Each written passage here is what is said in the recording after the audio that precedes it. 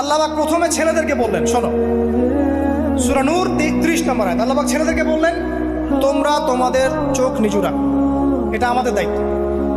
প্রত্যেকটা ছেলের দায়িত্ব বেগানা মেয়েকে দেখলে চোখটা কি করবে? নিচু করবে। তাহলে আপনি সিডিউসড হবেন, এক কথা।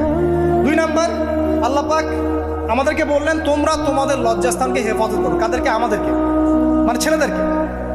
প্রথমে আল্লাহ পাক ছেলেদেরকে বললেন, চোখ নিচু করে রাখো, লজ্জাস্থানে হেফাজত করো। ঠিক আছে? সূরা বানী ইসরাঈল আল্লাহ পাক বললেন, জিনার ধারের কাছেও যেও না, ধারের কাছেও যেও। আল্লাহ পাক আরো বললেন, যদি কেউ জিনা করে ফেলে, সূরা নূরে, তাহলে তাকে 100টা বেত্রাঘাত করতে হবে। কয়টা? 100টা, এবং 1 বছরের জন্য তাকে বহিষ্কার করতে হবে। আল্লাহ পাক শাস্তিও দিলেন, শুধু তাত্ত্বিক বিধান দেন নাই, শাস্তিও দিয়েছেন। কারণ শুধু তাত্ত্বিক বিধান দিয়ে হবে? আমি যদি ওয়াজ করে বেড়াই, ভাই মদ খায় না, মদ খায় না, কোনো শাস্তি না অ্যাপ্লাই করি, তাহলে কি মদ ছাড়বে মানুষ?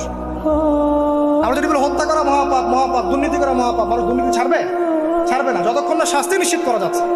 আল্লাহ পাক তাত্ত্বিক কথা শুধু বললেন না, শাস্তিও নিশ্চিত করলেন। তারপর আল্লাহ পাক আরো বললেন, যদি বিবাহিত কোনো ব্যক্তি ব্যভিচার করে, তাহলে তাকে রজম করতে হবে, মাটিতে পুঁতে তাকে পাথর নিক্ষেপ করে হত্যা করে। ঠিক আছে? শাস্তি। এরপরে দেখেন আল্লাহ পাক মেয়েদেরকে বলছেন, মেয়েদেরকে বলছেন, তোমরা মূলত ঘরে থাকো, যদি বাইরের পরিবেশ তোমাদের অনুকূলে না থাকে, তোমরা ঘরে অবস্থান করো। ওয়াকরনা ফি বুয়ুতিকুন্না ওয়ালা তাবাররুজনা তাবাররুজাল জাহিলিয়াতিল উলা। তোমরা মূলত ঘরে থাকো। জাহিলি যুগে মেয়েরা যেভাবে নিজেদেরকে প্রদর্শন করে বেড়াতো, এই কাজটা তোমরা করো না। যদি করো তাহলে সমাজে বেহায়াপনা, ফায়সা বেড়ে যাবে, তোমরা নিজেরাই ক্ষতিগ্রস্ত হবে, যেটা ওরা হচ্ছে এখন।